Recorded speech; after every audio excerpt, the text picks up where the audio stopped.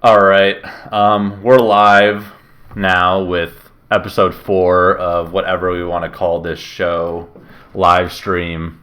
Definitely not a podcast that we do. This week I got Josh Jennings, Delivered Morgan, the Buff Trad Man. I got Trad Patrick, and I got Vassal of Christ. So a lot of regulars. We were supposed to have Trad Patrick on last week, or not last week, last time. We haven't done this in like a month. There's no schedule here. Trad Patrick was supposed to be on, but he had some family stuff, so we're glad to get him back on. How are you guys doing? Great. Good. Feeling pretty well today. How about yourself? We're doing good. It's been a good week. That Advent just started, so preparing ourselves for the birth of Jesus and the second coming, all that fun stuff this season. And basically, we had a more focused topic we wanted to talk about today. Just recent events and on Twitter, the timeline, and just other things in general goings on that have been going on for a while. We kind of wanted to talk about some of the people on our little wing of Twitter or adjacent to it that do a lot of grifting, or they aren't the best influences on people and things like that, and just kind of talk it out and see what's the best way when you're interacting with people and engaged with content. What are some of the things that are maybe red flags, or what things you should take with a grain of salt, things like that. So it's kind of what we want to talk about today, and I think we have some very knowledgeable people with us as well. So, I think a great point to put to that is blackpilling. Basically, anybody who's just promoting church scandal nonstop. It's like turning the church into a soap opera. Yeah, I absolutely agree, and it's just a lot of it just makes people angry, negative feedback, not feedback, as in feedback loops all the time, and you kind of see it when you engage with a lot of I would call them extremely online trads, and whether it's on Twitter or even for me on Reddit, it just very people interact very angrily. They're not very quick. They're quick to be uncharitable, and they almost interact like a wounded animal in some ways, and it's not good. Well, a lot of them suffer a martyr complex, right? I mean, usually it starts with saying something, getting feedback, and just going from there. And I think that largely we have a bit of a martyr complex issue on Catholic Twitter. I think it's a big part of this whole grifter slash professional Catholic scene. I think usually it starts out with people going over the top already on people, but then people say things to attract that sort of attention, to get the kind of feedback that is vitriolic and is hateful. People court attention, so people say outrageous things, and then some people get offended by things that are clearly should be ignored. Some accounts that are very, very small get a lot of attention because they know they can say whatever they'd like, and every single time there's some account with over a couple thousand followers who is like, this is outrageous.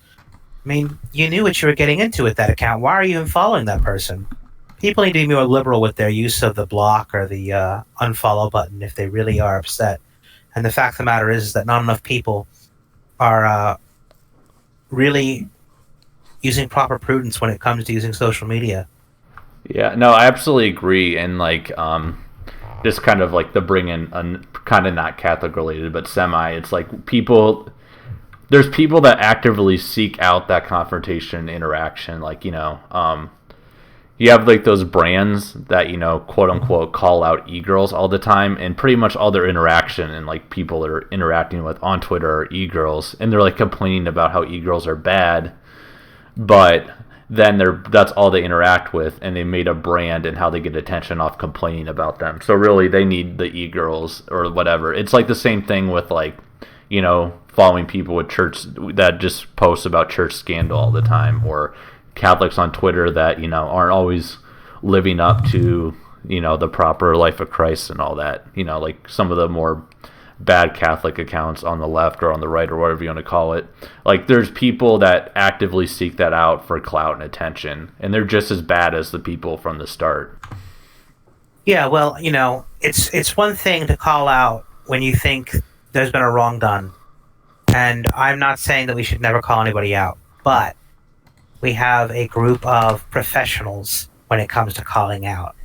The hand-chosen vanguard at the ready just to launch right into some tweet or other.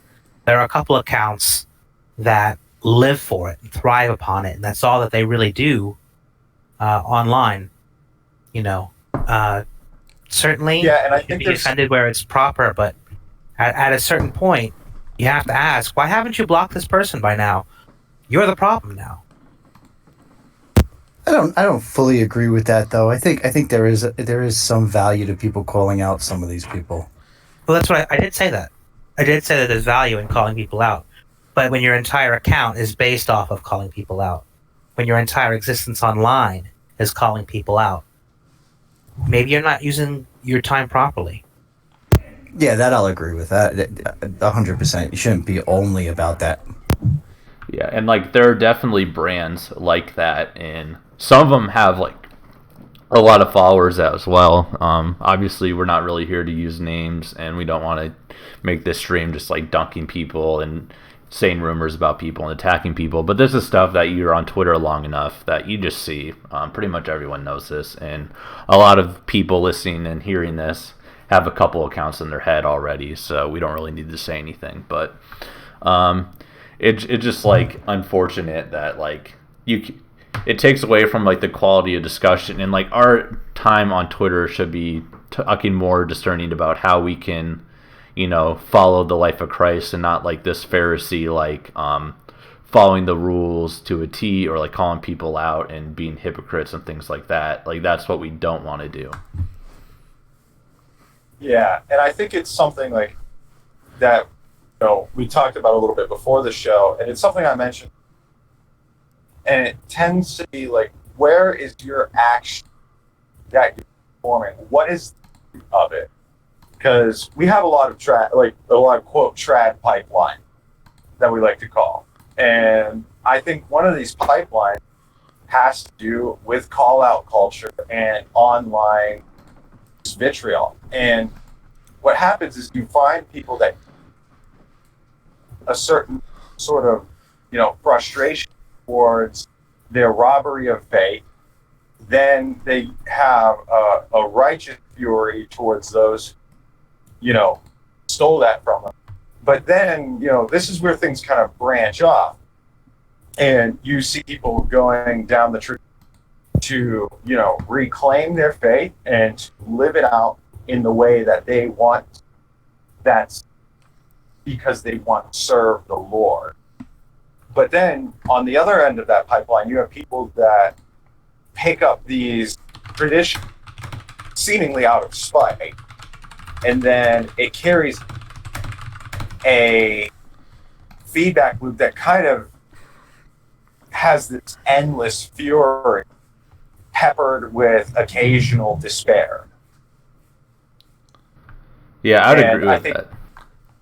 Like, it's something good. Yeah, go. I was gonna say, like, I agree with like the whole despair thing. Like that you're creating like a negative attitude for yourself. Like, for example, I also do some posting and interacting on Reddit, which isn't the best site, but there are a couple Catholic, sub forums or subreddits or whatever they call them that are worth contributing to, in my opinion. And like there was like, I've seen posts where it's like, oh, I've been listening to like the Taylor Marshall show or like the Church Militant, and like I just don't know what to do. Like this is like everything's so bad and I can't handle it, and like you got to like talk people off the edge a little bit in terms of like the despair. So like when you're negative, like you're not reinforcing. Like people talk about the church as like this political institution or like just all the bad things about it, but like there's not enough on Twitter that is talking about just having a life given to Christ and living out that mission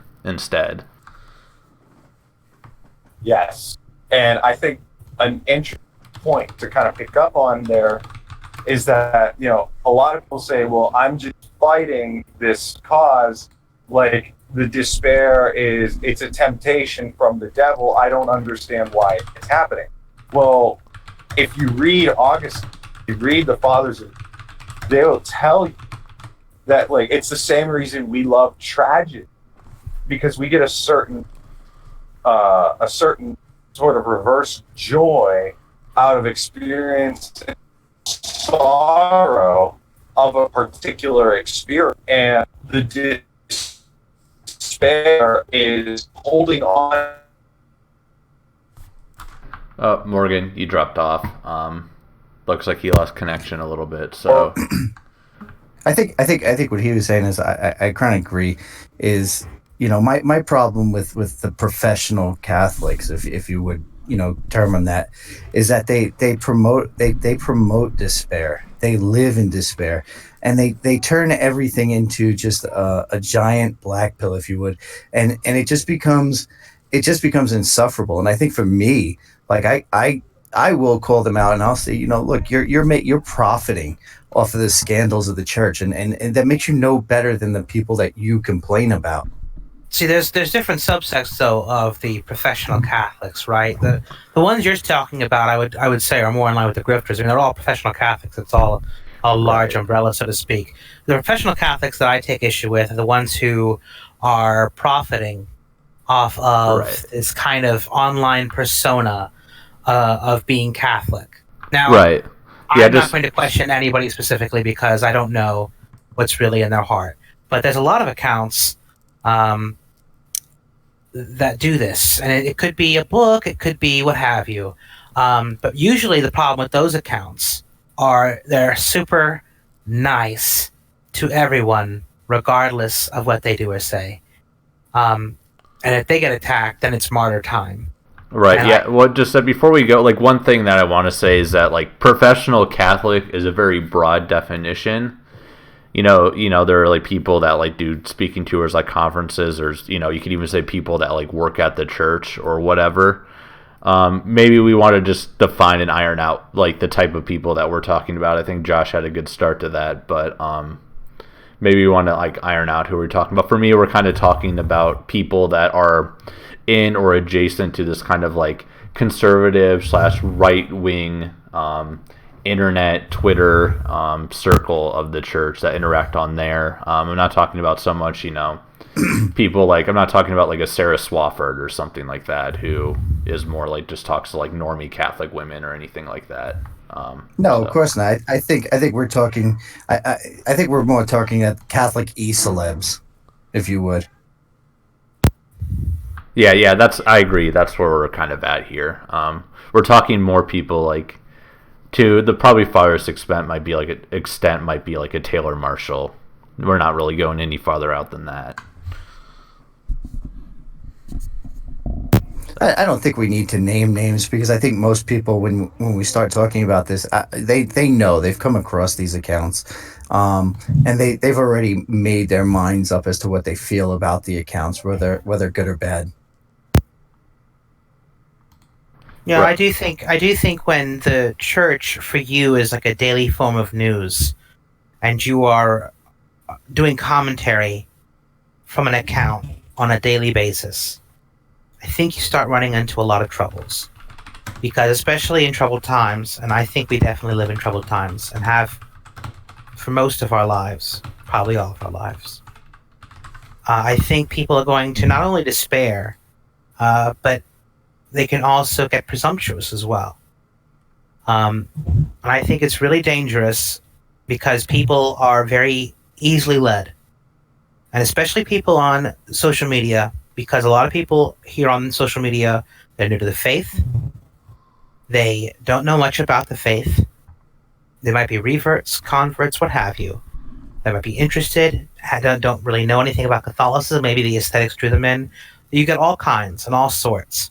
And the problem with harping on a specific issue is that they get focused on that issue and they lose sight of the broader picture. Right? So they don't focus on the things that they should be learning as a beginner. I mean, learning about the Catholic religion should not begin and end with the Amazon Synod, for instance, right? The convert should not really be concerned with that whatsoever. I think that's one of the most. You bring up a great point, though, Josh. That's one of the things that I just cannot understand is you convert last year and all of a sudden you're an influencer.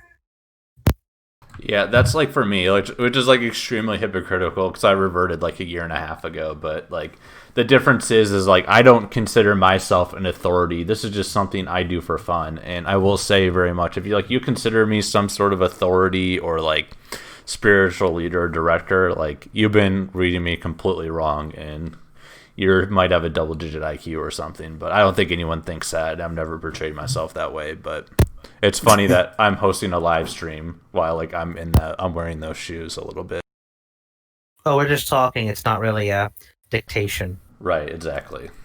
This like I don't consider like my people like the people I'm talking to an apostolate or anything. Yeah, and that's the difference between us and other people. Is we're not trying to sit out here and say, "Hey, listen to us" when it comes to church issues. The guy who is still in RCIA, the guy who has yet to be baptized, the guy who has yet to have his first confession or first communion, what have you, he should not be reading things like Infiltration or The Dictator Pope. Now, I'm not speaking out against those books. I'm not. But they are not the concern of someone I'll speak out against Infiltration at least. I have read Infiltration. I read The Dictator Pope, and I actually would recommend it to certain people. Yeah, but not a convert. Not someone who is so brand new to the faith that they can barely work their way through a lot of things. They should be focused on prayer. They should be focused on the lives of the saints and maybe imitation of Christ, something like that. They should not be focused on church politics. They should have more important things to focus on. Right, and that's something I did want to talk about is that a lot of the people from like this wing of Twitter like came to the church at some point through a political angle. Like, a lot of people were like, conservative or whatever, or like some were like right wing, and then like they became like Catholic being evangelized through Twitter or whatever through like accounts that they initially followed via political means more than anything. So like people are coming into the church from the outside with a very political attitude. We live in a very politicized time where we live in a democratic country where like people, think they're entitled to like their own opinion being heard on everything, better or worse. Probably mostly worse, to be honest, but we're not here to talk about that. So that attitude makes sense, but like we need to figure out a way, as with any influence that we have or like how we conduct ourselves to try to temper that, even though we can't do that with everybody. Right, and part of that responsibility for that comes from the other accounts as well, right? The brand new account who is harping on the Amazon Synod, for example, who doesn't know much about the faith, is doing so because that's what everyone else is doing. More people should be focusing, even more experienced people who have been in the faith all their lives even, should be focusing also on prayer or devotional texts instead of always talking about the latest infighting in Rome. It's not healthy. Now that being said, I will speak up for the first time. That being said, I think what the vein that you guys were building off of the idea of not being an authority with these kind of grifter accounts is, I see a lot of time it goes hand in hand. These accounts, these eSlub accounts, these grifting accounts, they feel like they are the authority on how people should practice their faith and what devotions they have. Does that make any sense? Do people know what I'm talking about? Oh, yeah, like 100%. That's like one of the... Definitely. Yeah. Like accounts saying, you should not pray this, you should not pray that. And the example that I use, because I can speak to it here, it's something that we've talked about before. Like, Josh, you have mentioned that you personally do not pray the luminous mysteries. I personally do. The only way you say it is you just say, hey, I don't. Some of these accounts will come out and say, you should never pray the luminous mysteries. It's like, that's very presumptive to declare that you think that you should tell other faithful what they should and shouldn't pray when the church has basically given the okay for certain devotions to be used. Another popular one is the Divine Mercy Chaplet. People speak out against the Divine Mercy Chaplet, and I know Turbo, you personally really like it. So yeah, no, if you like have a problem with the Divine Mercy Chaplet, you can meet me in Bakersfield, California, and say it to my face. I got a dojo right down the block, and I will YouTube Yeah, it. that is a very specific reference about a very On the- specific on the- online personality. Any apparition or any kind of devotion like that has its own feast in the church calendar, no one should question. Yeah, exactly. That's like my point. Like, it's like the whole like Divine Mercy isn't a thing attitude with some people is like it's like the same attitude where it's like they think that because of some technicality or some change in process that like every saint after like 1965 is invalid or whatever. It's like the same attitude. It just doesn't make sense, and like I don't see how you can like reconcile that with the church's like authority. Or unless Here's the you're like thing a with that Sede. too, though, is like the whole thing with devotions is, and I think we mentioned this just last stream. There are a ton of devotions. There are more devotions to pray than you could ever possibly pray, even within a lifetime. And there are that many for a very good reason. And the reason is because devotions suit different personalities more than others. They focus on different things, and those different things attend to different needs the faithful have. So there are some that are very universal, things like the Rosary. And there are some that maybe are more generational, like, for instance, the Divine Mercy Chaplet is very much tied with the more recent church. Regardless, there are just a variety of tools available to any of the faithful. If you want to dig up some 13th century method of praying the Rosary, like, go for it. But you don't need to tell others, no, you should not do that. Let them find their way. As long as it's an approved devotion, I don't see what the harm can possibly be. Especially the Divine Mercy Chaplet. Like, the question is more about Faustina's diary, not the chaplet itself. There's nothing unorthodox in the chaplet whatsoever, so there's no danger in praying it. Yeah, and like any issue with the diary was basically because of a bad translation from Polish to Italian initially. And so like the church prudently like said they kind of like suppressed it for a little bit because like they couldn't verify anything, and like the bad translation like did have stuff that like contradicted church teaching. So like I definitely like say they were probably right to do that. But like things came to light, and like I said, there's a Divine Mercy Sunday. Faustina's a saint. John Paul II, who made her a saint, is a saint. Like, I mean, I don't really see at this point where the argument is anymore. I think people just like to make arguments. I think they just the more argument and the more you can present yourself as the authority, you can get people like to jump into your bandwagon and join your personal set of devotions. And like Josh said, I mean, they call to you, and if one doesn't call to you, you're not going to get anything out of saying it just because some celebrity Catholic says it. You have to think for yourself, and I think that's kind of where I'm at with these people. Is they tend to kind of want to make themselves almost higher than the clergy. Well, the thing too is it's fine to say I mistrust this devotion, right? The problem is when you say no, you cannot pray that, or you should not pray that.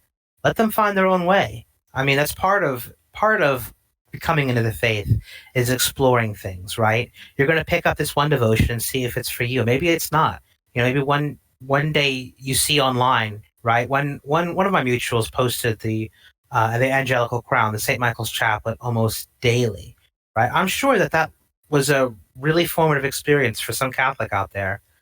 You're talking about pray that. Yeah, it was Dubs. It was to pray the chaplet, right? Maybe they moved on. Maybe they stuck with it. But regardless, it was part of their process for coming closer to the faith. I mean, there's a lot of devotions that I've undertaken that I don't still pray to this day, but I have prayed them. I'm the same way. I did the litany for a long time. Now doing the little office. I mean, it's just for me. It's just like I mix it up just because to change out of the routine. So for me, that's what I do. Right, and as you read on or you find out things about the faith, you learn new things, and those new discoveries lead you to new places. I mean, it's just a natural form of events. If you start reading about some saint, and some saint prayed this one prayer every single day, and you look up that prayer, and you find all these kinds of rich other prayers that person who made that prayer wrote. I mean, it's a process of discovery within prayer, and it's 40 something that shouldn't be inhibited without good reason. Right, exactly. Even like for stuff that, I think is like very dubious, like let's say Medjugorje.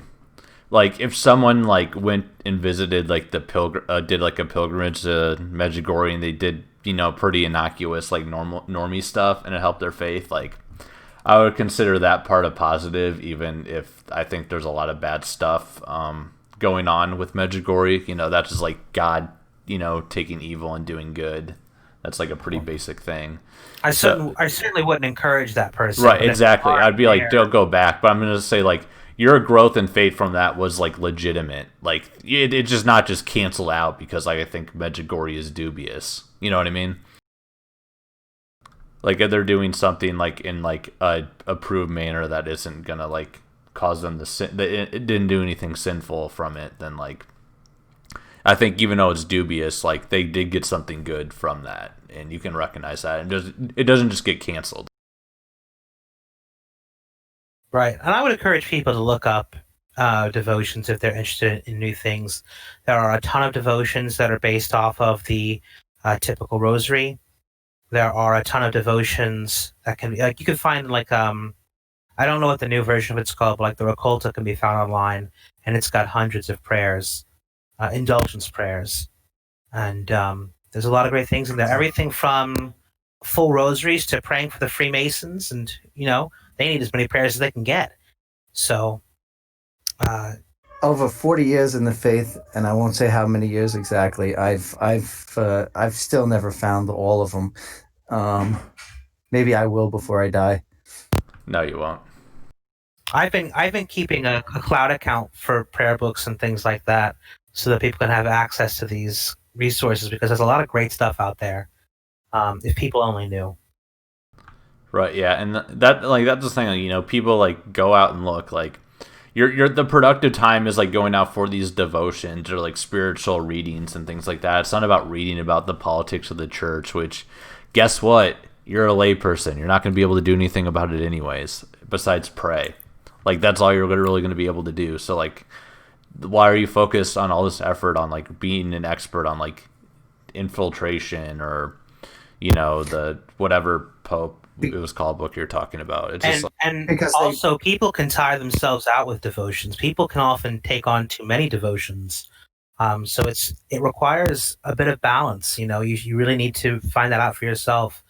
You shouldn't be praying constantly. You're not you're not a religious. Yeah, I and think to Turbo's point, real quick. Sorry, No, go Vess, for it.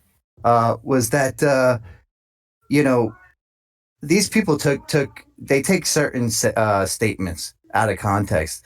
Like they'll always tell you how Fulton Sheen said it's up to the lay people.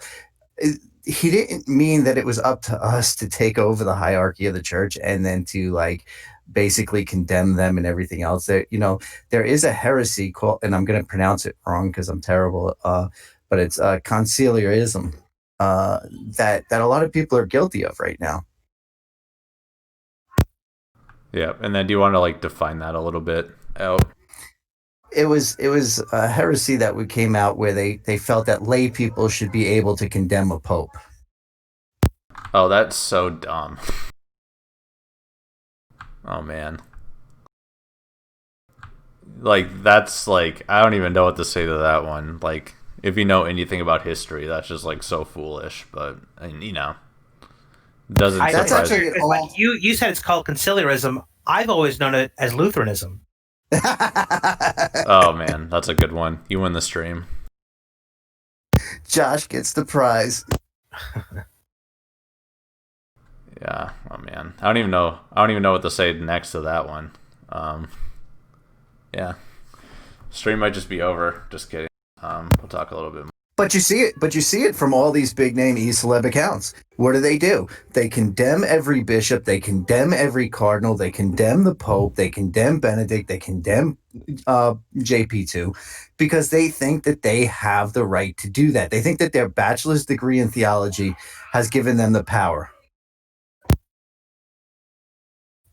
Yeah, no, I mean, I do know some people that have like bachelor degrees from like good, very good like Catholic schools, but like, and they're like very good about it. But you know, there are those people that like they get a degree or whatever, they take a few classes, and all of a sudden they're the expert. So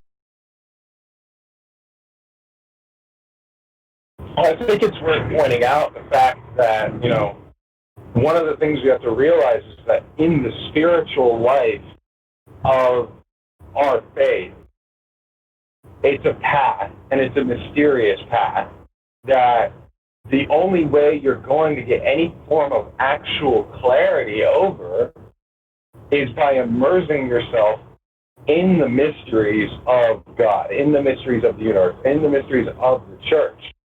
And the politicization of the faith and the propagation of it as a means for a political end kind of really reduces the power. And I mean, it doesn't reduce it, completely negates the power of the church because it removes it from the scope of its intended purpose, which is primarily the salvation of souls.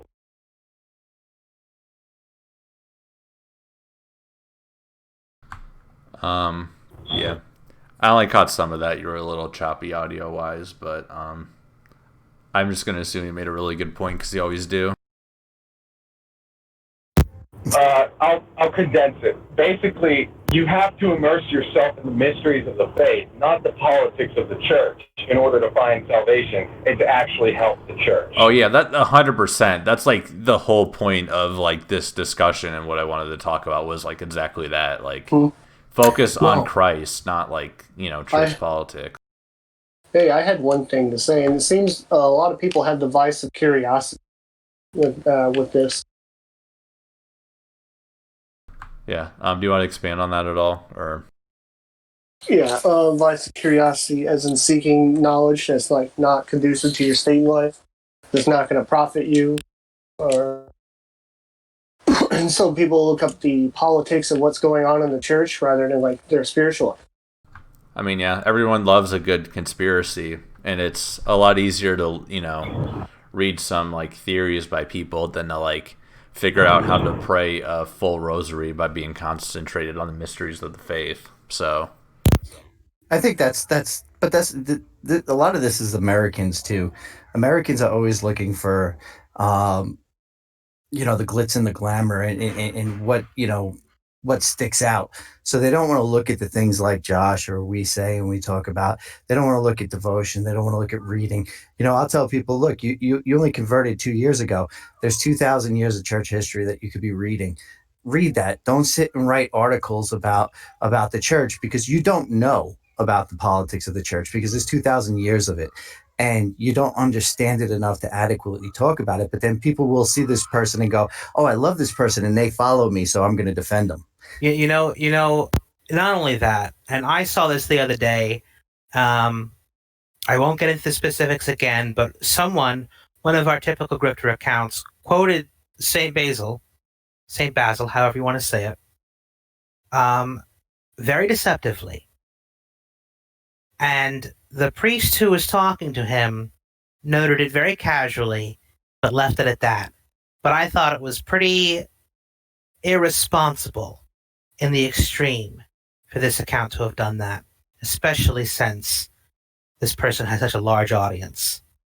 I think people have to understand that if you have a large audience of any kind, or any audience whatsoever, even if it's a couple hundred, you do have some responsibility when it comes to what you put on the timeline. Right, exactly. And like if something you do on the timeline causes someone else to sin, like that's something that you're gonna have to be accountable for at the end. So, no word will be unaccounted for. Exactly. I mean, and that includes not just saying it. That includes typing it on Twitter. And I'm not going to sit here and say that I've been perfect on the timeline, especially before I was Catholic. But well, I've granted I was cradle Catholic, but before like I reverted. Let's be clear about that. But I've definitely done things where it's like, oh, I really shouldn't have said that, and then like I'll delete it or whatever. But we will be accountable for the things we do on Twitter as well. I've deleted plenty of the tweets I've made because I realized looking back that they weren't either charitable or they were wrong or whatever. I've removed them, but it goes into even politics and economics. A lot of these guys mistake Quadrasimo Anno or Reverend Navarrum, and they try to align them with like libertarian-esque politics, and people start to believe that, and it's very bad because they're leading people into sin. Because they are conflating terminology that is incorrect. So instead of reading it for what it says and then attacking people who are distributists or anything else like that, and I am one, and I get attacked all the time by these guys, is that they don't understand the terms in those encyclicals, and they think that they align with those libertarian beliefs, and that's dangerous. It's very dangerous, and that's why I don't like them, because they lead people into sin. Right, exactly. And even that, or like they lead people to misunderstand like what sin is, or like the severity of sin. Like there's a pretty notable example I remember, like I said, we're keeping names out of it, but where someone notably said many times that a certain church council made it so like circumcising your kids is a mortal sin. But then when you look into it, like no moral theologians interpreted it that way. And like I asked people that like were SEMs or like people like that, and like no one has ever like interpreted it that way. And that's like someone that's like anti-circumcision as well saying that. So like that misinformation is damaging.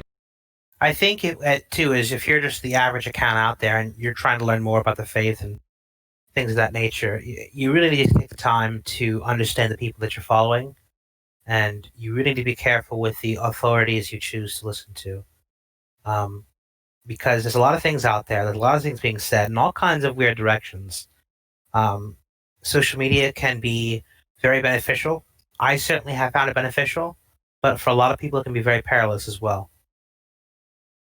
That's why I try to talk about the faith as very little as possible, Josh. Like I'll usually like your account, like I'll like some of the stuff that you do because you do more like historical based stuff, and I'll promote that. I try to take things more from the perspective of politics and economics and how it relates to being a Catholic, because I'm not an authority. I did go to seminary. I dropped out, so I'm probably the worst person to be an authority on the church because I dropped out. Yeah, and then there's people that never even discern it to begin with as well. And there are people that like are XMs or like lay people that do know a lot and are very knowledgeable about the faith, and I think there's plenty that are worth listening to. Like they shouldn't be held at like the same authority as like a bishop or like a priest or anything like that. But there is stuff to learn from everybody. I definitely want people to take that away with them at the end of this. Yeah, but asking for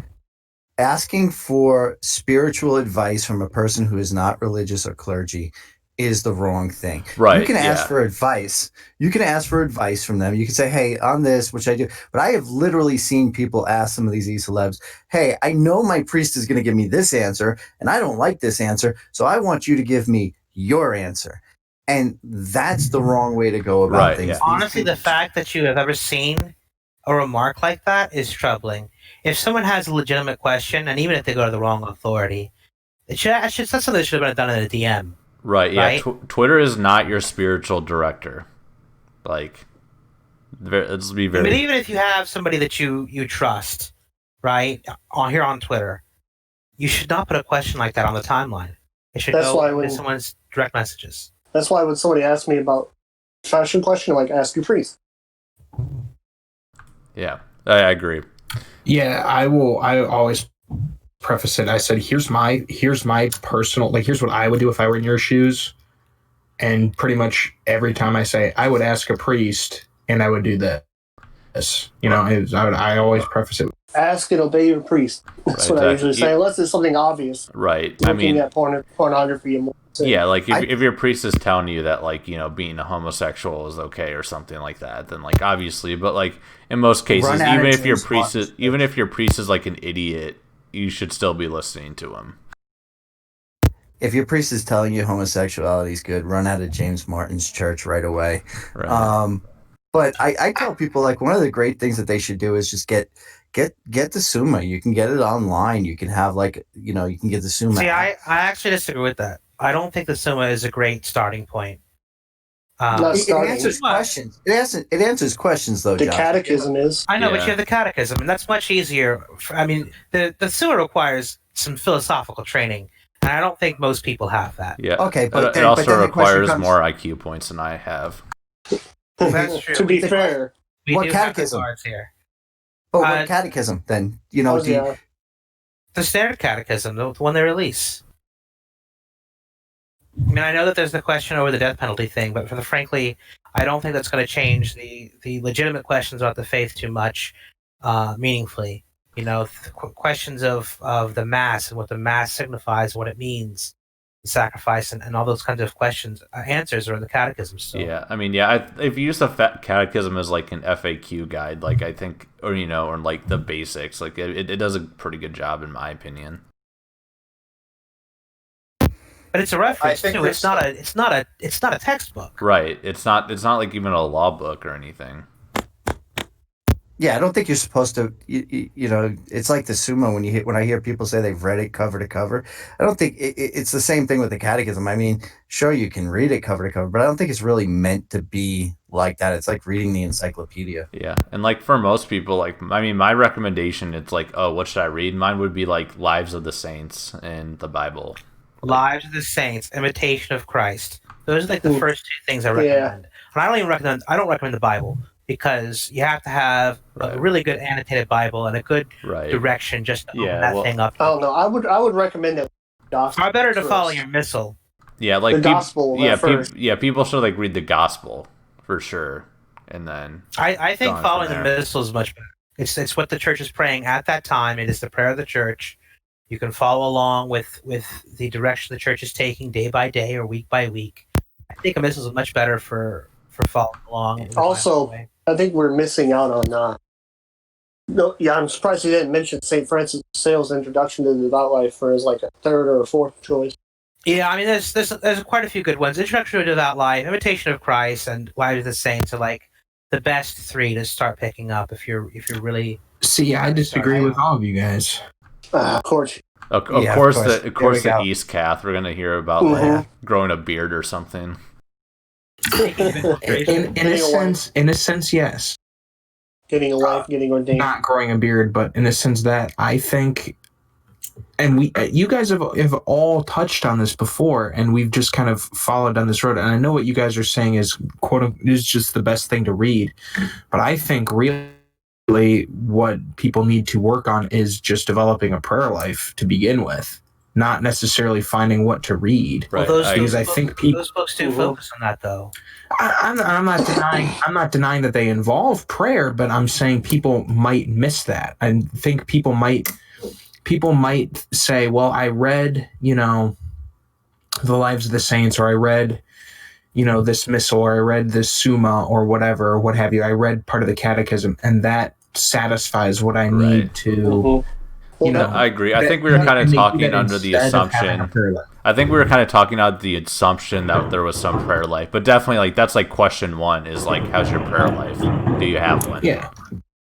But the books we listed though are books by which you can develop a prayer life. A prayer life doesn't just spring out of thin air. It does require reading. It does require research. You just don't just sit down somewhere, fold your hands, and say things. I mean, I've done we're not Actually, Baptists. I've done things. I've done things with my kids where, like, what we'll do is we have Butler's Lives of the Saints, we have the Roman Martyrology, we have Vicars of Christ, and we sit there after we do Rosary and after we do Advent, and we'll read that daily portion from those books, and I think that helps too, and I think it does help, get that prayer life because you can meditate on those readings, Vasil.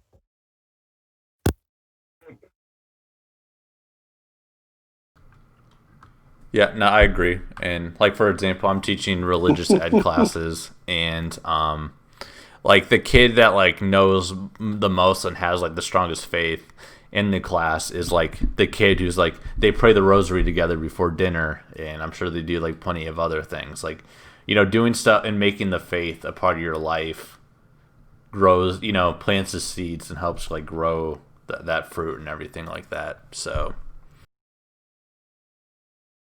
I just want to say, I think what you're doing is good, Patrick. Why, thank you, sir. You kind of cut across Morgan, though. Oh, did I? I muted Morgan, so that's my bad. He was giving feedback. It was pretty bad. He was like half a sentence in, and you just like sliced across. That's why I was like, huh. Oh, I can't hear him right now. That's my bad. I thought when I muted him, it muted it for everybody, so that's on me. So I didn't. It's fine because you touched on something that's very important, and this is something that, you know, what is your reading doing? Like, if you're recommending something to somebody in good faith, you know, you're going to recommend, you know, references. You're going to recommend books that contain introductions into prayer, because it comes down to the mood of the person. Like, is the person reading to grow in humble prayer? I'm reminded of the quote that Josh posted from Ensinu Jesu, where Jesus tells that monk that, he says, if the theology you read does not lead you to more humble prayer, then it is the most atrocious science that separates me from myself. That's right. I really like that quote.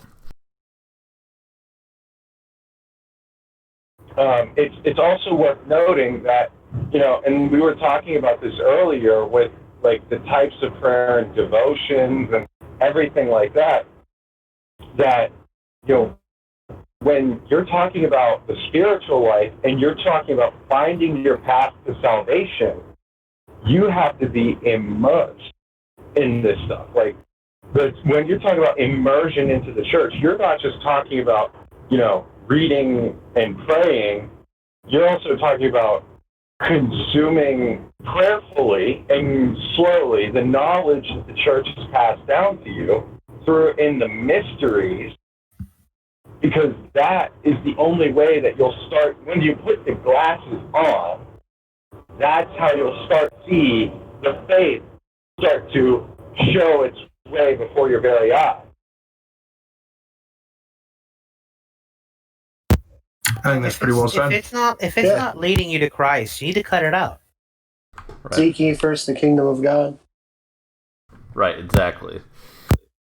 I think too many people, especially when you get into the online Catholic Twitter world, or the Instagram Twitter world, or the Facebook Twitter world, or the Reddit Twitter world, you get into these people who really, I think a lot of them aren't even as Catholic as they present themselves. I think that they get into this, they get obsessed with it, and then all they can do is focus on whatever little bit of stuff is going on, and it doesn't lead them to Christ anymore. It doesn't lead them to the Blessed Virgin Mary. It leads them to just looking for more and more acknowledgement from this online Twitter world, and it replaces the church, and it replaces everything else. I think we have become so atomized that a lot of people are looking for just a tiny fragment of hope, right? And I think that they find some of it possibly online in these circles. But yeah, I can tell by the way people tweet and talk about the faith that people not only are not praying enough, but have a hard time even getting to a point to pray enough. I remember seeing one account not too long ago talk about how that account had never finished a rosary. And this is an account that is a Catholic account, right? I mean, that's clearly a problem, right? That needs to get worked on. Did anyone offer any help or solutions to that account? I don't recall. Right. Probably I not. gotta tell you, I see a lot of broken people on the timeline that are not being given even a chance by their mutuals and followers. Yeah, Mhm. I'd agree with that. And like, I've started chats for some of them. yeah, and then like for example, like I've gotten into some more like DM groups and stuff that are more into communities that I'm not really a part of, or like I haven't really interacted with in the past, and like and then they're like the people's bios and stuff, and like they're Catholic or like want to be Catholic and whatever, and like they don't like know anything, and like some of the Catholic people in there are still like kind of like saying nothing or like encouraging or like supporting like some of their like bad habits that they kind of need to break a little bit, whether it's like posting images that are not the most appropriate or not being charitable and things like this. And it's like really unfortunate because like you don't want to be the guy that like calls out everyone as the wet blanket, but like you have to do that a little bit to like say like, no, this is like what you need to do to be Catholic, not like what this online atomized personality thing is like. That's exactly the point, and I think Josh is right on. I mean, I've been on there and I've talked to people, and they'll start with like just DMing me a couple questions, and then all of a sudden, I'll get 3 or 4 other people that I feel are good examples of Catholics, and get into a group chat and just say, hey, what do you want to learn? What do you want to know? And sometimes it's just like because my account is big on it, it will be it'll be economics, and they'll say, hey, how do I learn more about Catholic economics? How do I learn more about Catholic social teaching as it goes toward distributism or corporatism or anything like that, and get them in a room and say, hey, here's a book, you should read this book and you can learn this, or read this encyclical by this particular pope. And I think it's little things like that that go a long way to help people, and it gets them away from um, the noise, if you would.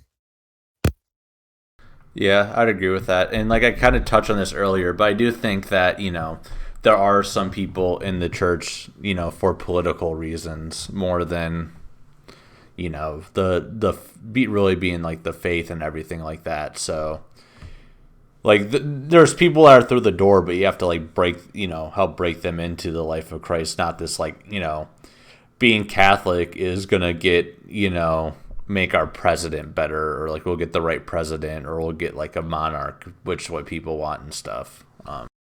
So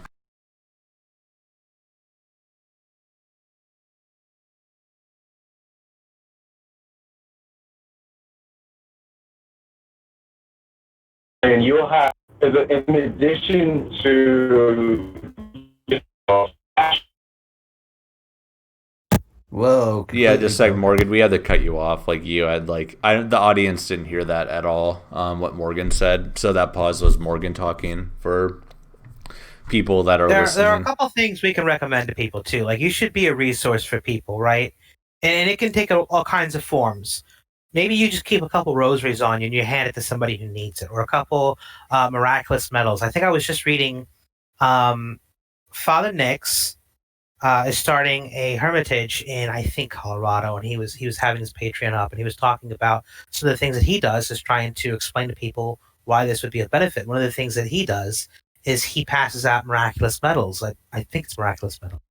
Um, It in is. different parts of Colorado. That's a fantastic thing that anybody can do. It doesn't have to be a priest. You should pass out blessed and exercise Saint Benedict medals. You can even hand like little booklets that you can find in your little local Catholic gift shops, even prayer cards. Green scapulars are perfect for this because they can help out people possibly to convert. These are just little things that you can do, and you can even do these sorts of things online, right? Offer somebody a prayer or a link to a good resource or blog or a screen cap that addresses their specific concern or issue. I mean, it doesn't have to be the experts doing all these things. Anybody can do some of those things. I was thinking about actually even making up like, you can get the cheaper plastic rosaries, for pennies basically if you buy them in bulk, and then just making like little cards, like little business cards, and putting like Sensus Fidelium's YouTube channel on the back, and other resources like that on a little card, with the rosary, how to say the rosary on one side, the resources on the other in a rosary and just hand it out. I mean, especially like I travel to cities a lot for business, and there's plenty of people that you can see on the street that just that could be the difference between them living and dying. Right, yeah, like we were like it's funny that Patrick and I were in San Francisco at like the same time, but like we didn't get a link up for like, work or family reasons or stuff like that. But like there was a lot of destitute people in that city, and that's like, the exact type of people you're talking about that like need Christ in their life. Well, everyone needs Christ in their life, but these people are like really destitute, and like Christ would be like the only thing like they have in this world.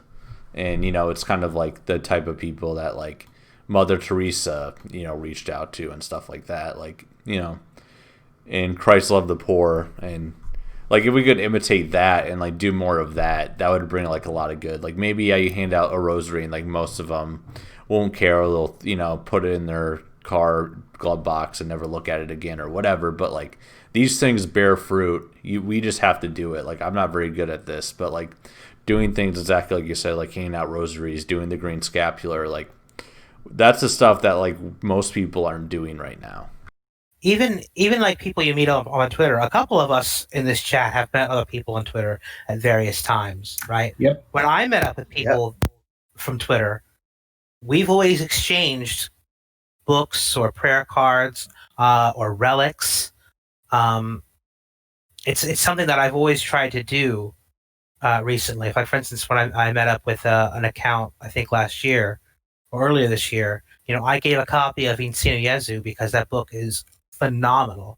And she gave me a copy of St. Thomas's Prayers, and I use that book all the time. It's a fantastic book. And it's not even a huge book. It's a little paperback book. It's like $6 or $7, and it's fantastic. It doesn't have to be bank breaking, but you should get in the habit of that. If you meet somebody that you are meeting from Twitter or something like that, give them whatever you're reading. Or like make friends at church if you don't already, and like exchange things with them.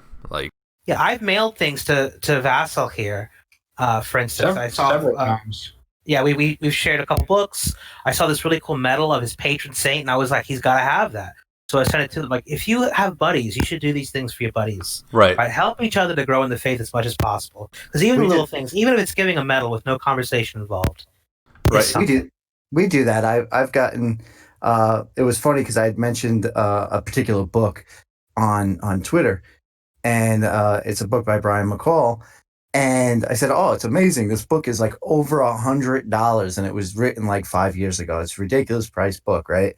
And a mutual literally like DM'd me and was like, "Give me your address." And I'm like, "Why? What's up?" And she's like, "I bought a bunch of those books from Ave Maria Press when they were $10 just to be able to give them out," and literally sent me the book in the mail. And so now, as I finished it, I'm sending it out to a mutual of mine to continue that on. So I agree with that 100%. That is like, that's the best way to, really, a lot of us stay anonymous for personal reasons. But also in a lot of ways, like most of my mutuals know my name, seen my face and all that. Right. Well, you're still a mystery to me. The whole point of social media is to be social. And that's the way to do it. Right, Zach. We're not telling everyone here just like don't. We're not telling you to dox yourself or anything like that. Everyone in chat, go dox yourself in the timeline right now. Yeah, if you want to. Hey, credit card numbers, social security numbers, and addresses. Let's go. Patrick Coffin actually went on to his. I'm not kidding, guys.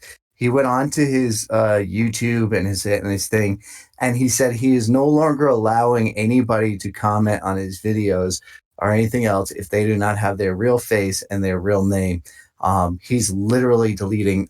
He has somebody deleting chat comments as they come in from anons, and he's literally gone out and said that, and it's just the most ridiculous thing I've ever heard. Yeah, from anybody. Right, and like the reason why he does that, right?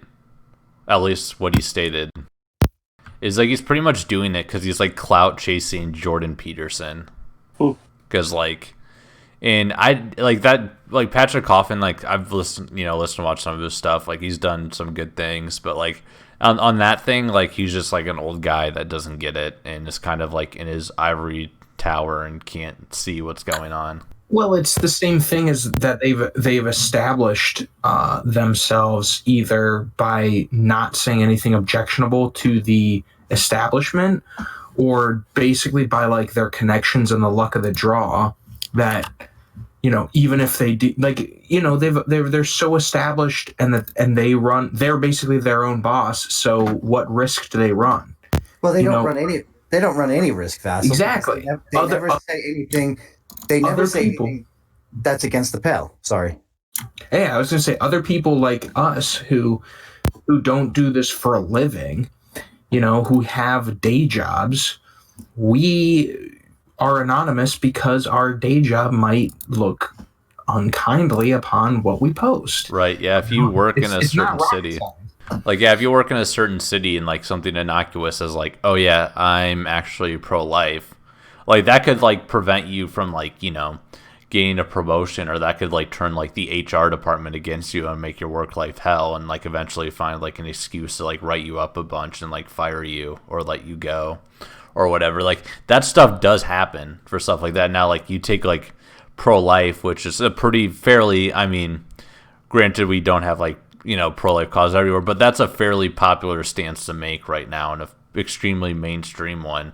But if you take something like, okay, well, I don't think that people should be having promiscuous sex, or like sex is reserved for men and women in marriage, like that's like another level to it, and all of a sudden you're a homophobe and like you're against like, you know, the government whatever act that doesn't allow you to discriminate, so like they can fire you.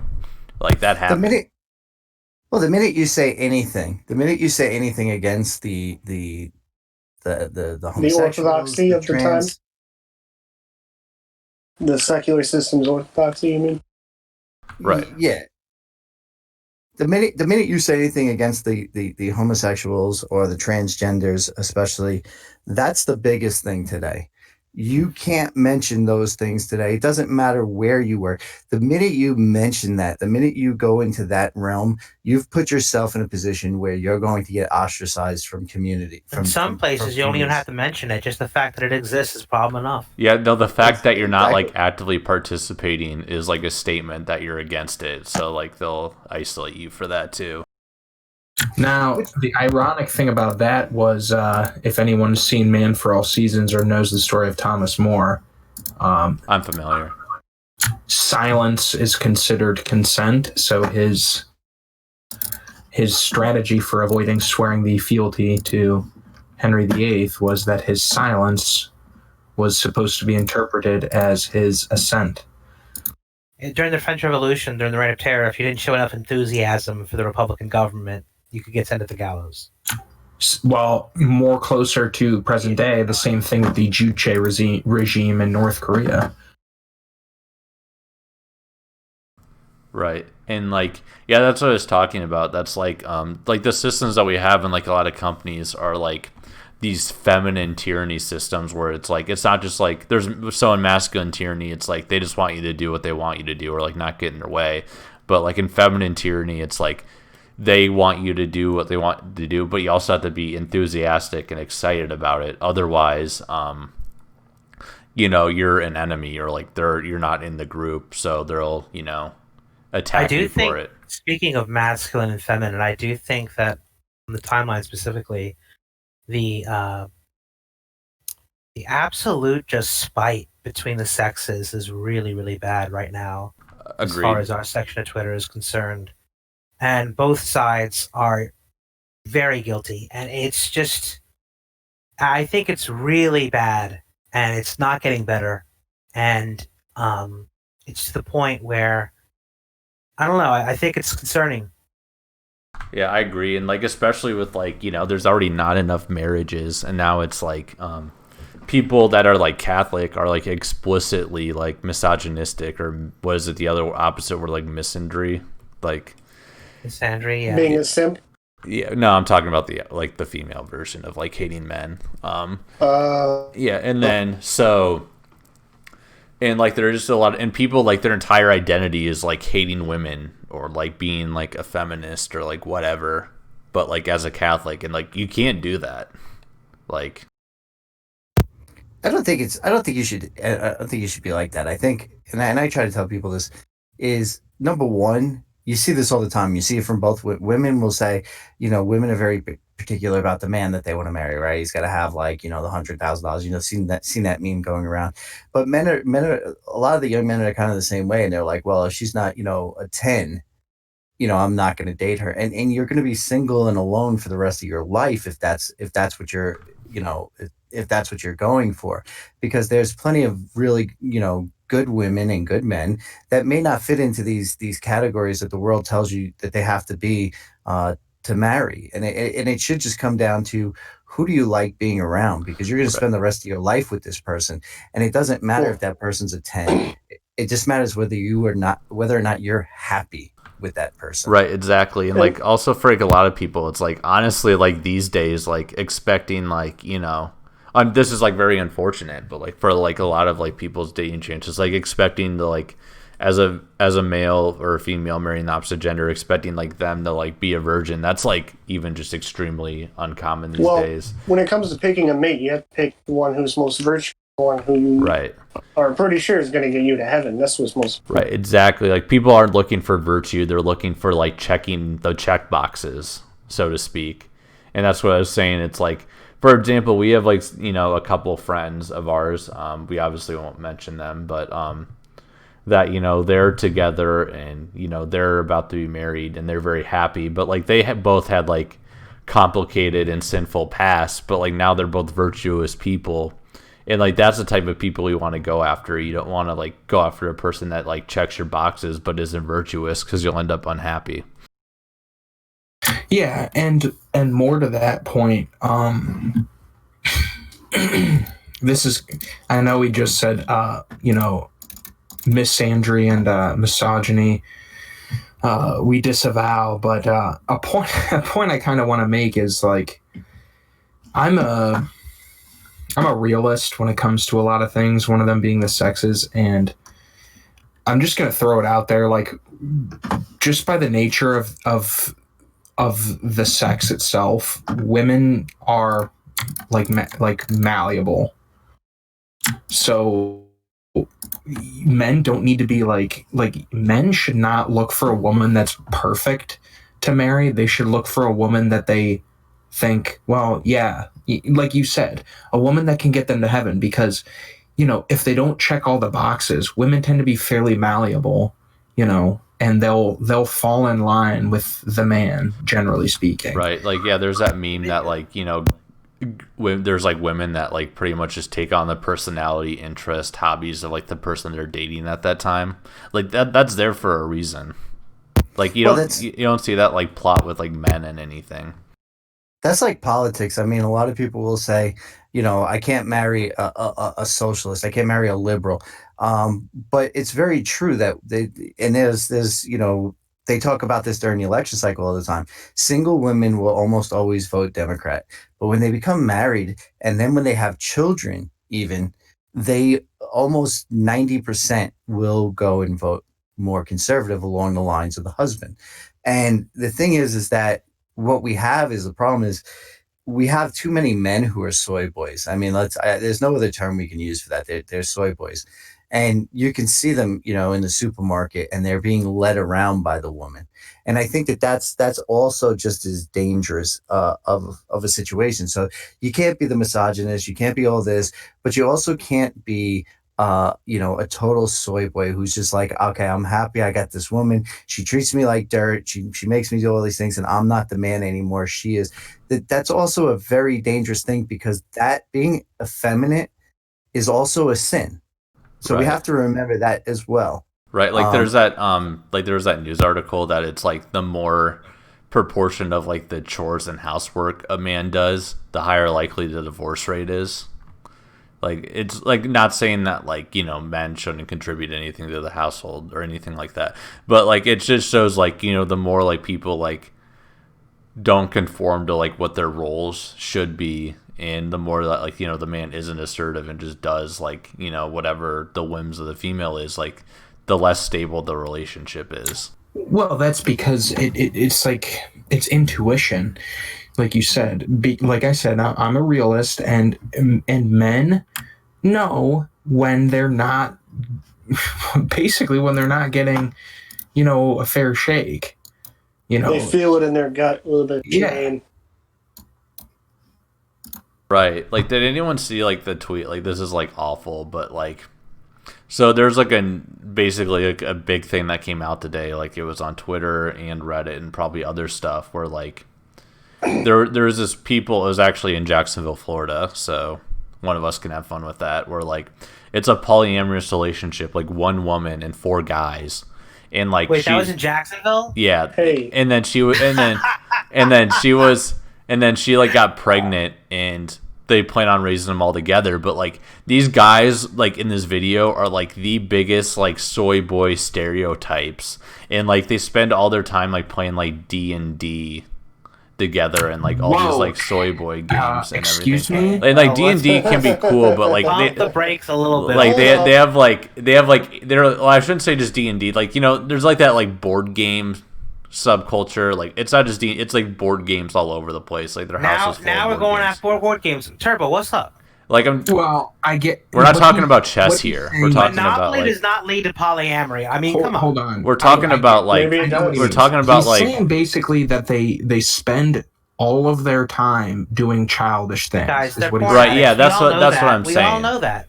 Like, yeah, that's what I'm saying. And it's Well, like, that they're and all they're very, porn addicts. and they're very Listen. effeminate, and they look like the stereotype too. Like, it's just like the type of people. Like, these people are just mega beta, and they just get bossed around. And like the end conclusion of this is like this, like, one woman is like running four Running the guys house. around and like just raising her young for her, like, together. It's just like, I mean, it's gonna end disastrously, unfortunately, for like the kid that she's gonna have. But like these things fall apart, and like we're a sick Look, society, and that's just another sign of I it.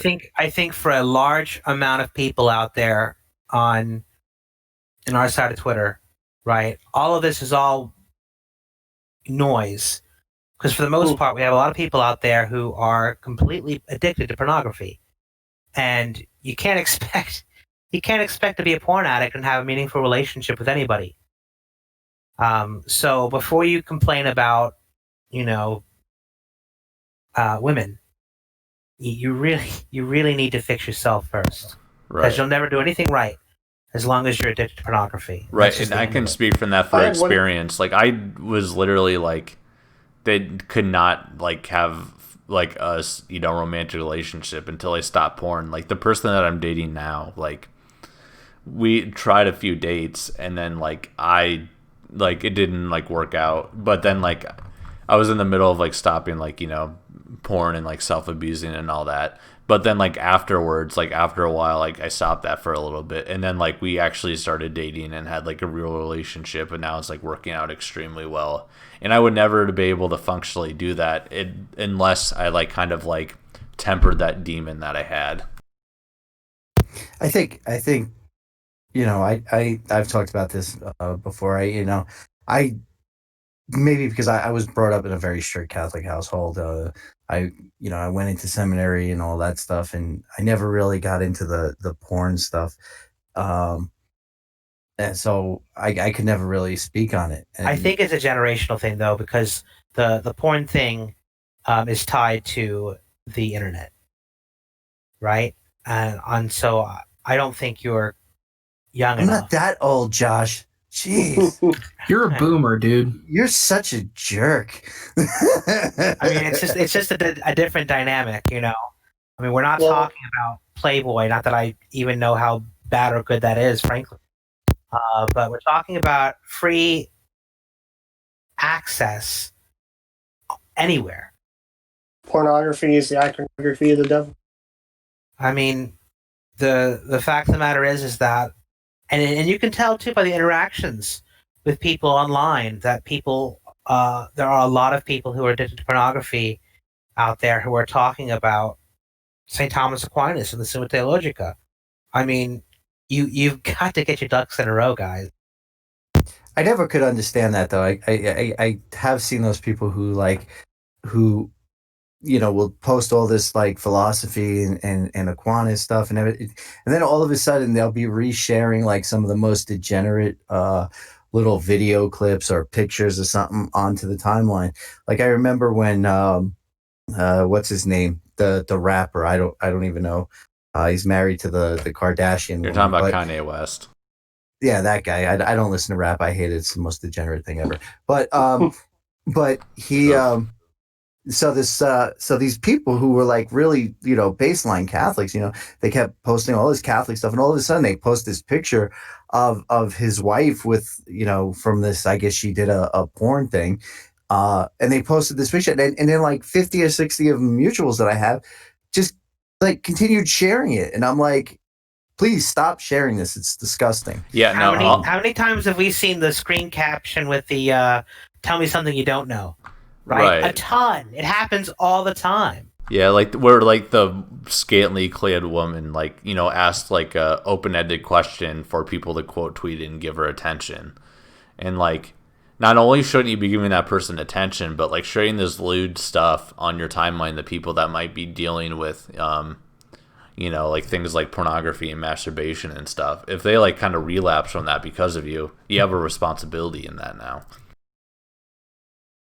If you're engaged in that kind of self abuse, you're just not going to be able to do very much beyond because you're a zombie. Right, yeah, like most people, like that's like a very extreme scenario, but like it is a possibility that people should be mentally thinking about when they're posting.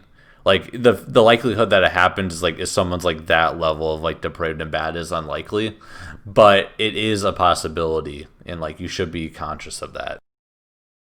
Yeah, well, no one retweets in a passion, right? So every retweet you make is conscious, right? You have to click the button, and then it says retweet or retweet with comment, right? So you have to click 2 buttons to get a retweet out. There are no accidental retweets. Yeah, like if you accidentally tap the like button or something, like it happens, but like a retweet, yeah, that's a bit more deliberate. Yeah, that quote sounded like it came from Ted Cruz there for a second. Oh, too soon. I think I'm very, I try to be very cognizant, like especially retweets, but even likes. Like I will read something like 2-3 times, and sometimes I'll even go back after I liked it. And I'm like, I thought about that, and I really don't like it, and I'll go back and unlike it because it's kind of like I'm in business, and when sometimes I will type out an email, and I won't hit send because I've written that email literally from a perspective of I'm angry, and I'll write the email and I'll wait and I'll come back and I'll go, yeah, that's not exactly the way I should approach this situation, and then reword it. And I think a lot of people don't do that with social media, whether it's Facebook or Twitter or Instagram or whatever else it is. It's literally like, I got to get this out. And I got to do it. And because I don't get enough likes in the last hour, my retweet counts are down. I better check my analytics and I put out the most awesome quote today, and it sat there for 20 minutes. Didn't get a single like, and I had to delete it out of shame. I mean, 20 minutes isn't that long. But here's one thing I will say is that like, what was the quote? It was a quote from Savonarola about how the church spread not by documents but by disciples. It was 2 paragraphs. I'm not gonna read the entire thing now. Yeah, no, that's fine. One thing I will say is this whole liking and unliking stuff. I just want to say I'm vindicated again for never liking tweets on Twitter. Just want to throw that out. I use likes as you liked mine. No, I didn't. Look at my tweets. I have 0 like tweets. I even checked to make sure I didn't like anything on accident. I do retweet people pretty liberally, though. What's up? I'm putting the quote in the chat for you here. Thanks, bro. Oh, I had something to say about misogyny. I forgot till just now. They did a study, and it showed that men who were more feminine and more estrogen in their system actually got along less. Yeah, that's because they're simps and like women don't want anything to do with them, but like women act more positively towards masculine men even if they claim they hate them, because like that's what they actually want. and like more masculine men aren't like so insecure that they have to like be misogynistic to women or whatever. Like they can just be assertive and assert it themselves. Yeah, I've had like, so they're many sexist or situations whatever. with women when they told me they hated me at first, but then they just kind of got along with me after they got to. Yeah, that's just called resignation. I don't think they actually like you, Thug. No, Anyways. I don't think they like. They just got, get out of here, Josh. What were you saying? I think the other thing you know that we didn't really touch on much though is the politics and the economics is a very dividing factor.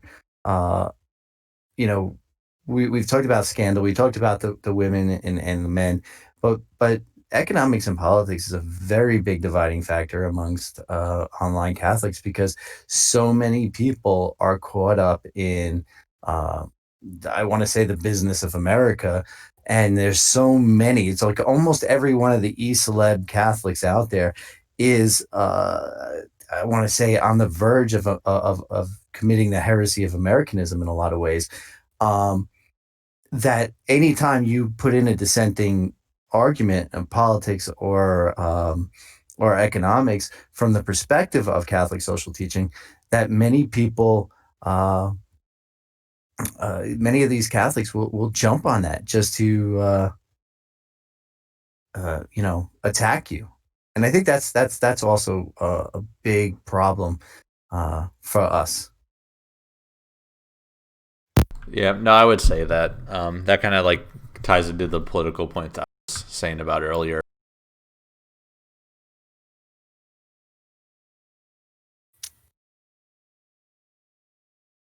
But I mean, honestly, like I've never really understood the definition of like the sin of Americanism, but like I just kind of like have an intuitive idea of what you're talking about. But do you kind of want to define that for the audience a little bit? Americanism is a hard one to define because you have to go in and you have to read Pius's definition of it. But it basically comes down to, in the simplest terms, is putting America and America's ways and everything like that above the faith and above everything that the faith is about. So when you look at America as a whole, America was founded by classical liberals, and liberalism is a sin. So it's pretty simple to that standpoint. But the idea of Americanism, and if nobody's really knows about it a lot, I would recommend going onto YouTube and searching Americanism. Sensus Fidelium has a couple of really good videos on it. Charles Coulomb does a really great job defining it. But the other thing is to go out and read Pius's encyclical about the sin of Americanism. Right. But its basic terms is just basically saying you can't put America above the faith. The faith and everything of the faith comes first. Right. And then do you mind if I ask you to clarify a little bit why you said liberalism is a sin? Because I think for like a lot of like, normie people, that might be a pretty confusing statement. The church doesn't. Okay, a lot of people will come out and say the church is totally on board with capitalism, and that's not true. The church is not on board with capitalism. What the church does is it doesn't deal in absolutes with politics except when it's condemning them. So it has condemned communism, it has condemned socialism, and it has condemned liberalism. So all of those, according to the church, are sinful. There's actually a book written by a priest. It's literally called Liberalism is a Sin. That goes into the whole definition of this, but that is the only absolute the church deals in. It deals in saying that these three forms of government, these three forms of economics are sinful and they cannot be accepted by Catholics. So when we see, for argument's sake, the Pope going out and talking to communists and stuff like that, it's reaching out, and it's probably not the best thing because that gives people the idea that, okay, now this is good and now the church is okay with this. And it's really not. The church's teaching on these things has never changed. Catholic social teaching on economics and on politics has not really changed much at all over the course of the 2000 years. And even when we get into things like usury, which I'm not going to get into right now, but it the church's definition of these things and how and why they're sinful has not changed over the course of the last 2000 plus years. And that's what people need to hear, and that's what people need to learn, and going out and, saying, okay, you say liberalism is a sin. Why?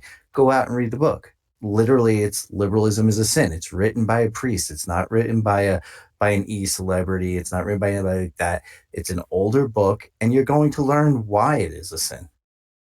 Right. And like I just wanted to say that because like people like it's a bit more it's a bit more nuanced than like just saying like, oh yeah, you think that like, the government should maybe support like, poor people in the healthcare area, which is typically considered a liberal position. That's like, oh, you're sinning automatically by that. Like having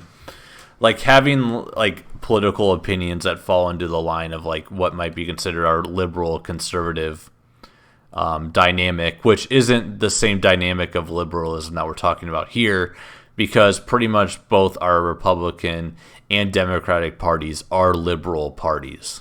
So, like the first thing that comes to mind in my head is Morari Vos. I mean, it's a pretty important encyclical, specifically on liberalism, and it's pretty clear. I mean, I think the Pope Gregory the 16th released a follow-up to that as well. Yes. And that is absolutely a perfect encyclical. There's a website, if a lot of people are listening and don't know, where to find encyclicals, there's literally a website you can go to, and somebody who's faster than me. But the Vatican has all kinds of encyclicals on their webpage as well. Yeah, and there's another one that's on there where you can literally go in and just type in a pope or the name of an encyclical and just read it right there in its entirety. And I've said this to people before, like Rerum Novarum, Quadrasimo Anno.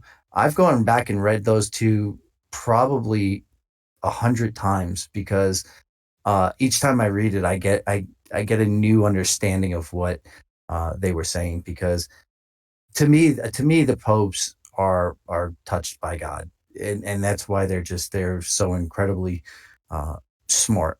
And to me, I could never be as smart as they are. Yeah, pretty much like all the popes are pretty much just galaxy brains, and we're just like little brain people. Well, especially that century. I mean, we had a really good run of popes in the 19th century. As far as I'm concerned, a lot of them are incredibly impressive.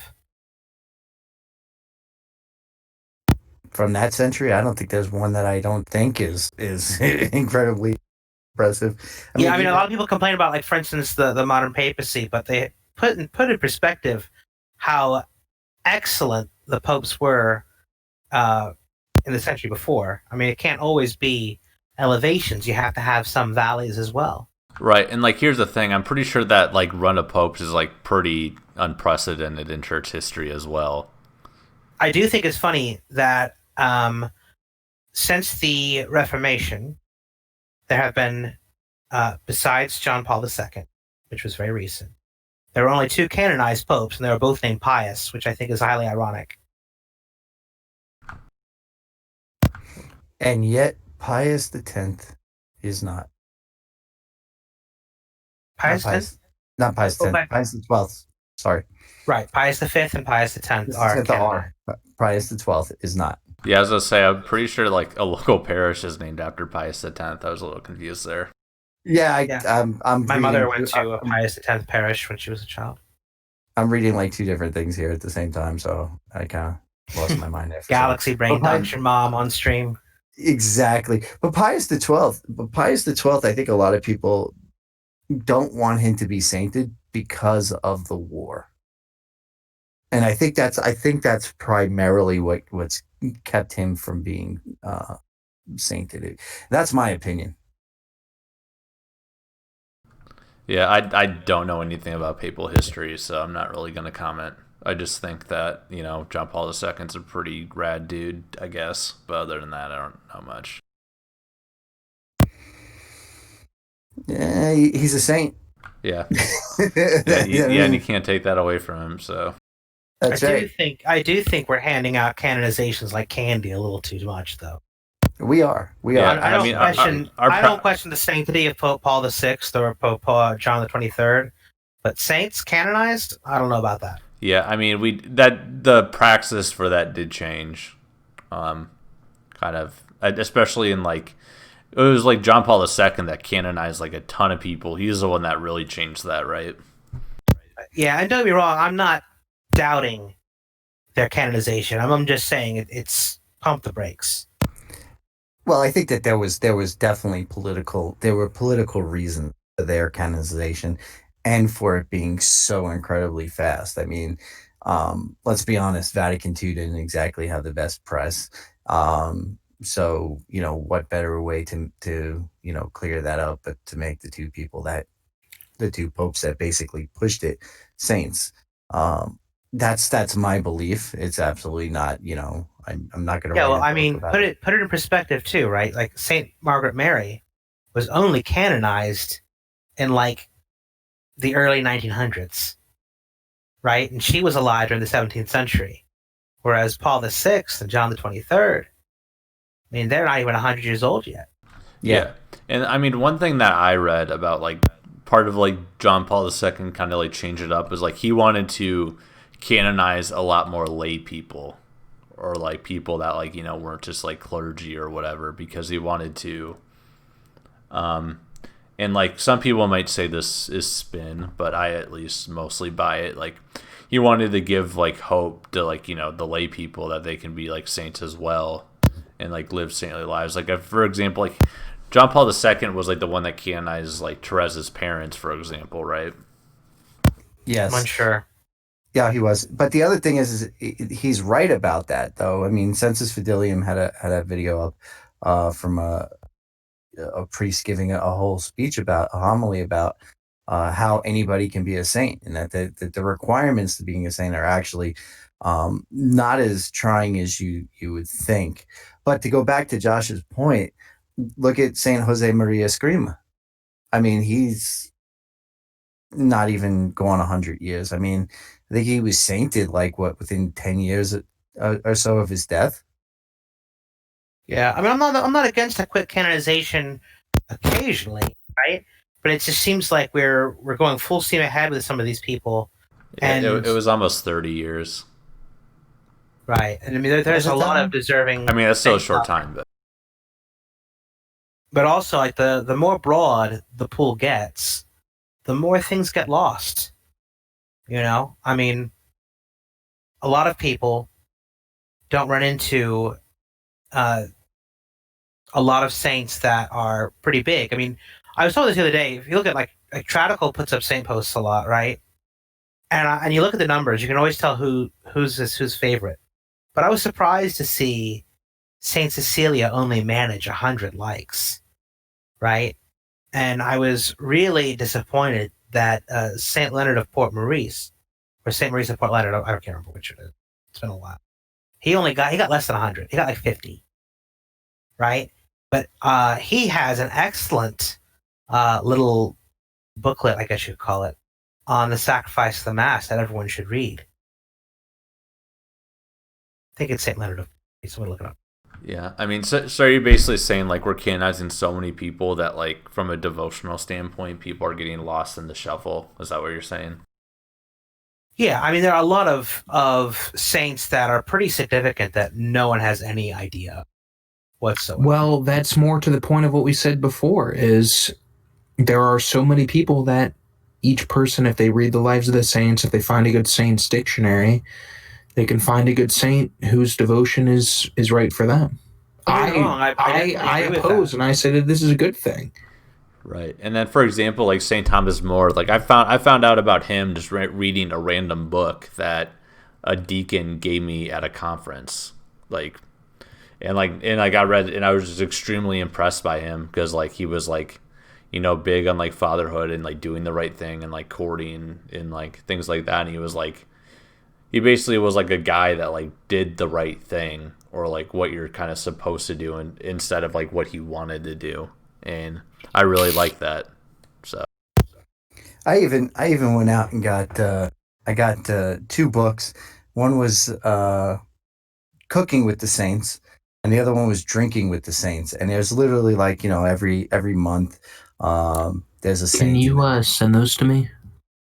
I can absolutely send you copies. They're pretty normie books. They should be easy to find. I see them in all the bookstores. Yeah, they're everywhere. I mean, you can't miss it. You go to a Catholic bookstore, they have them. But the great thing about these books though is that they don't have it's not like Saint Padre Pio, and it's not those really big name famous saints. It's the more the lesser known saints that they have in there, and then they one of the bigger names here and there. But that's the great thing about those books is like you can go in there and say, oh, this guy's a saint, and he's a saint from Ethiopia. Right. But people need to be careful. I remember earlier today there was a thread with a selfie and your patron saint. I don't know if you saw the thread. It was everywhere. I saw it. I know what you're talking about. There were not real saints on that thread. What do you mean? The Greyhound cult. Yeah, someone had that as their patron saint. The what? Saint Guinevere, I think was the name of the Greyhound.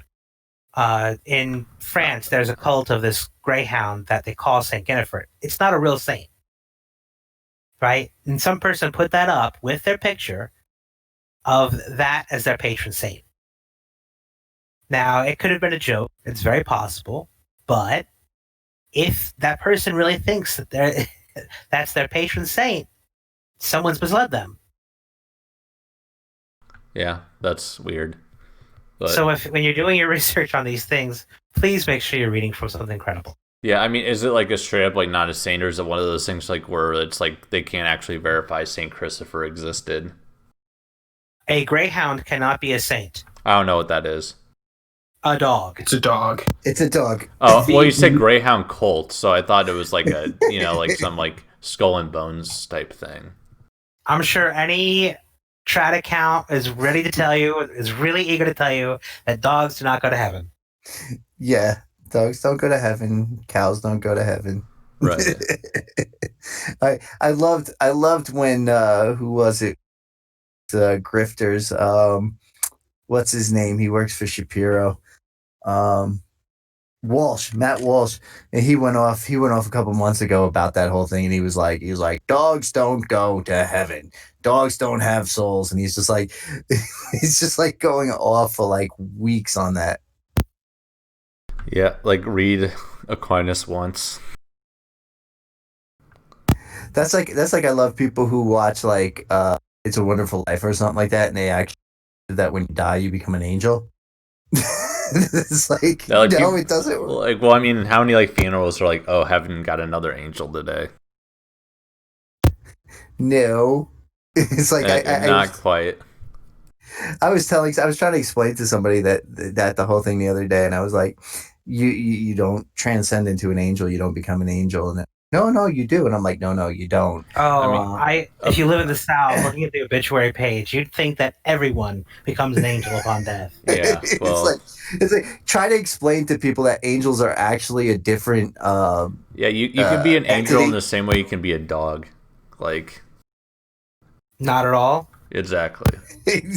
Just like you're a man, you can't be a woman. I mean, you're almost more like a dog because, like, compared to an angel, you're about the same level of intelligence, and you have a body, and angels don't. So, you're maybe more likely to be a dog than an angel at that point. Look, there's only one man who's ever been a woman, and that was Tiresias. Okay? I don't get the joke.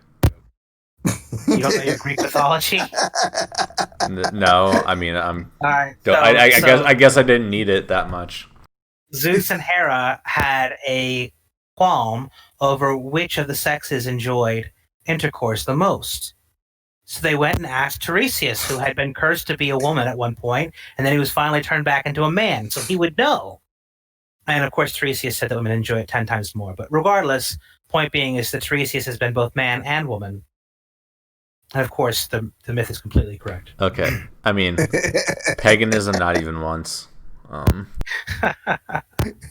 Hey, we learned a lot in history from the Greeks and the Italians and the Germans, and they were, before we culturalized them, they were, they were pagans. They were special. They had needs.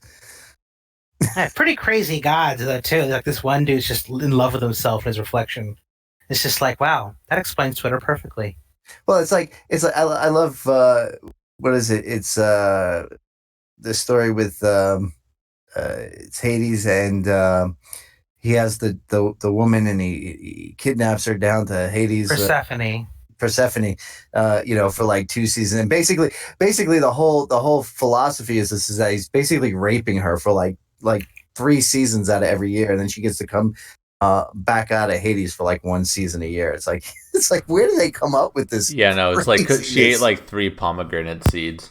Well, I mean, the way like mythology was, it's like basically like explains like a truth that like pretty much people know, like whether it's like how the seasons or like whatever. It's just like a way to communicate like conventional wisdom or whatever. But it's really weird. Don't tell Varg that. He absolutely believes these people exist. Yeah, but Varg is like some obscure guy. Like, who cares? I don't care. Pagan's gone pagan. That's it. Chop, chop. I asked somebody, I was like, didn't he murder somebody?